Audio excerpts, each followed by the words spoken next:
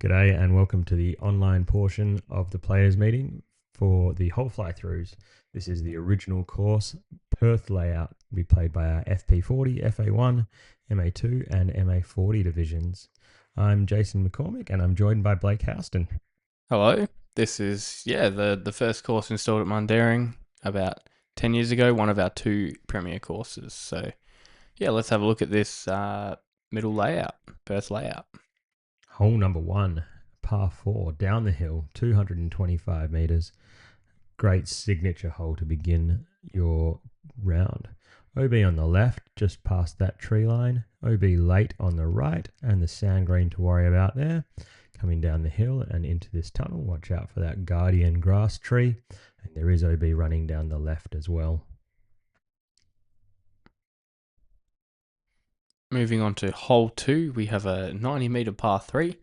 Over the creek to begin with, which is marked as OB. Two options off the tee, and the basket's up on the right side of the fairway.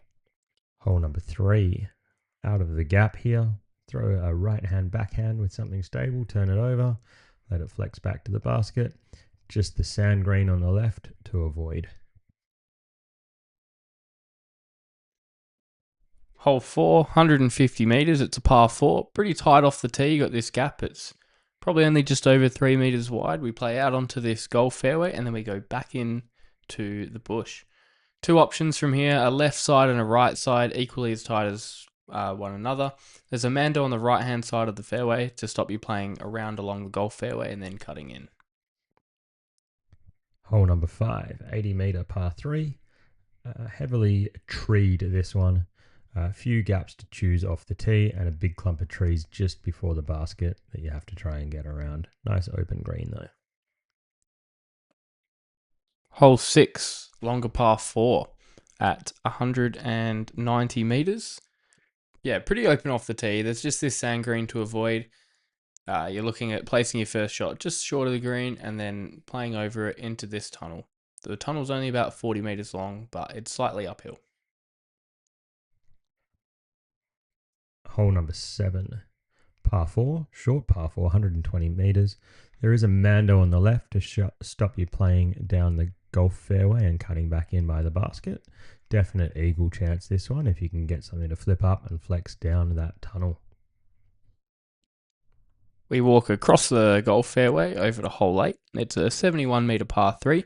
The main obstacle of this hole is a double Mando. If you miss this Mando, proceed to the drop zone just beyond the basket, but it's quite tight. You can choose to play short or play through the Mando. Hole number 9, par 3, down the hill, 120 metres, but definitely doesn't play that long. If you're a righty, you want to hang something out to the right, nice and stable, and let it drift back over the sand green. No other OB to worry about. Hole 10 is a big uphill par 4. It's 180 metres. There's no OB to speak of, but you don't really need it.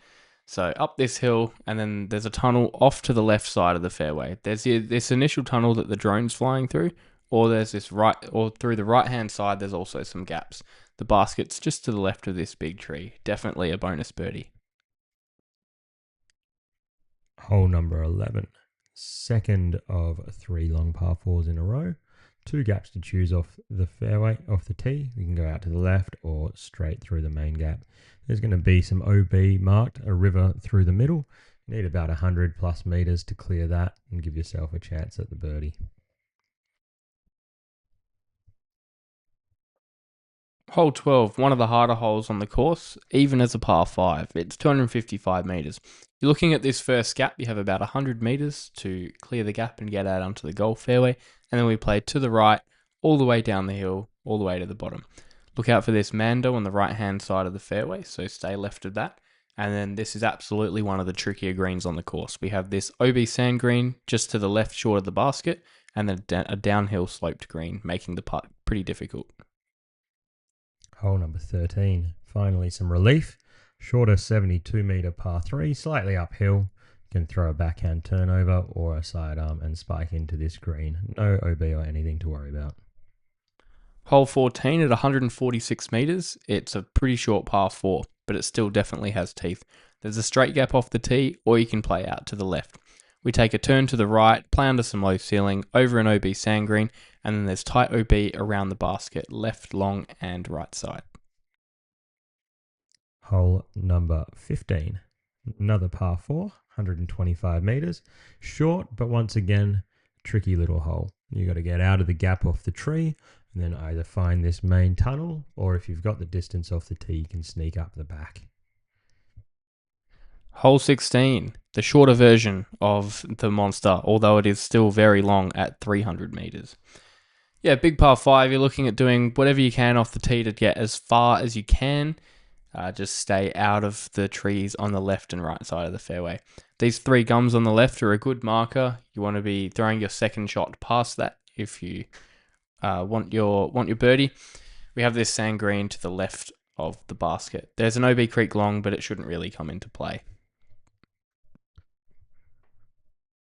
Hole number 17, definitely a signature hole on the course. 120 meters, par 3, down the hill, playing over the creek. There will be a little bit of OB before the creek to worry about as well. So you got to clear those couple of bushes and try and stick it on this sloped green. Finally, hole 18, 95 meters uphill, definitely plays a little bit longer than that. There's these trees on the left, which aren't too much of a worry, but there's OB left, long, and right where the sand green is, making it a tight green to finish your round. That concludes the hole fly-throughs for the Perth layout on the original course. Make sure you check out the Perth layout on the world course before you head out to practice your rounds and before you hit up the Australian Disc Golf Championships presented by Prodigy for 2025. Thanks for joining us.